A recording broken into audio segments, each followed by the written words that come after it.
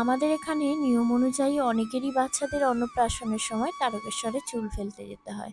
মানে যে অন্নপ্রাশনের আগে ন্যাড়া হয়, তো তারকেশ্বরেই চুলটা দিতে যায়।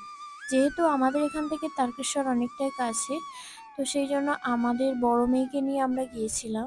মুন্নির অন্নপ্রাশনের আগেই গিয়েছিলাম। তখন এই শিবলিঙ্গটা কিনে এনেছিলাম। বেশ কয়েক বছর হয়ে গেছে। তো যেখানে নিয়েছিলাম তিনি বলেছিলেন যে এটা একদম অরিজিনাল পাথরের মূর্তি।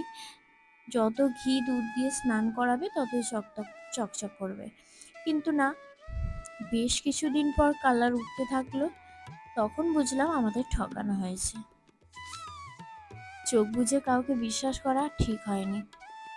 তো যাই হোক, আমি ভাবলাম গোপালের যখন অঙ্গরাগ করা যায়, মহাদেব করা যেতেই পারে। তাই দেরি না করে মহাদেবের অঙ্গরাগ করা শুরু করলাম।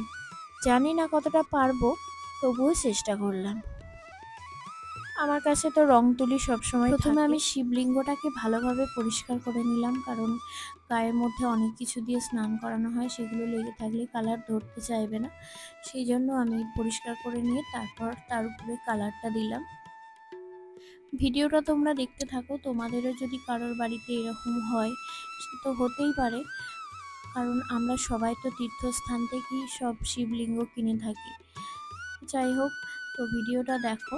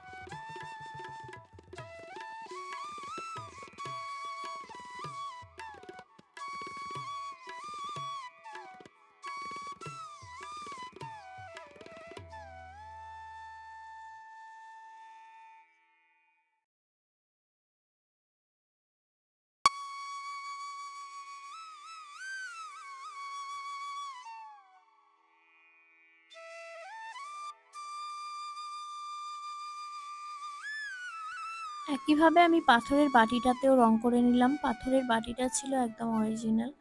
তো একই সাথে কালারটা অ্যাডজাস্টের জন্য আমি পাথর বাটিটাও কালার করে নিলাম।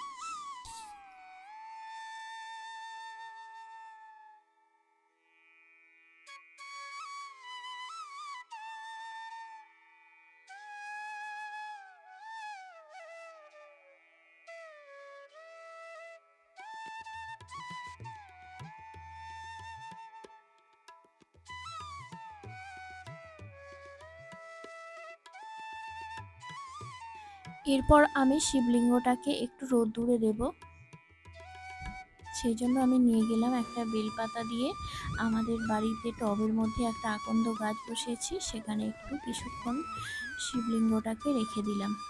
একটু রোদ্দুর বা ফাঁকা মাঠের হাওয়াতে একটু শুকিয়ে গেলে এর উপরে আমি এবার ওমটা আঁকতে আমার সুবিধা হবে।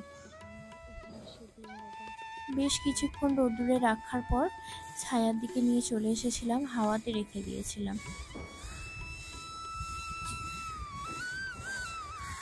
যেগুলো আমার বাকি ছিল দেখো এখানে আমি করে নিয়েছি খুব ভালোভাবে।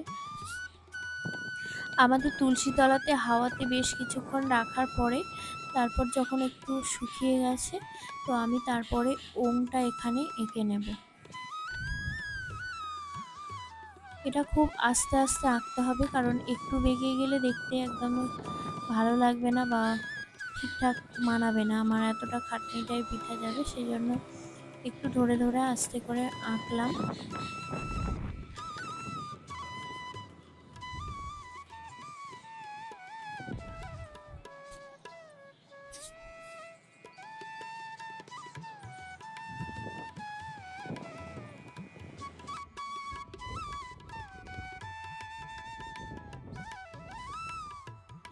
জানি না কতটা পেরেছি, তবে চেষ্টা করেছি। এরপর আমি ঠাকুর ঘরে নিয়ে গেলাম। তারপর চন্দন, গঙ্গা জল, কালো তিল, সিদ্ধি, ঘি দিয়ে ভগবানকে উৎসর্গ করে আবার ঠাকুর যেখানে ছিল আমি সেখানে রেখে দেব।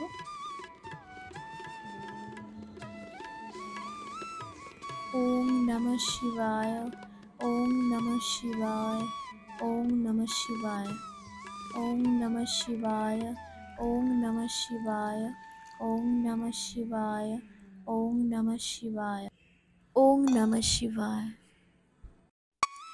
যখনই শিবলিঙ্গে স্নান করাবে তখন অবশ্যই ৮ বার ওম নমঃ শিবায় বলবে, আর একটা বেলপাতা অবশ্যই শিবলিঙ্গে দেওয়ার চেষ্টা করবে। সোমবার শুক্রবার অবশ্যই দেওয়ার চেষ্টা করবে। ওম নমঃ পার্বতী পদে হর হর মহাদেব। যাদের ভিডিওটা ভালো লাগবে অবশ্যই একটা লাইক করবে, আর ভিডিওতে অবশ্যই হর হর মহাদেব লিখবে। কেমন লাগলো আমার ভিডিওটা অবশ্যই জানিও। তো আমি চেষ্টা করলাম আমার বাড়িতে মহাদেবের অঙ্গরাগ করার। সবাই একসাথে বলো হর হর মহাদেব। ভিডিওটা কেমন লাগলো অবশ্যই জানাবে কিন্তু তোমরা।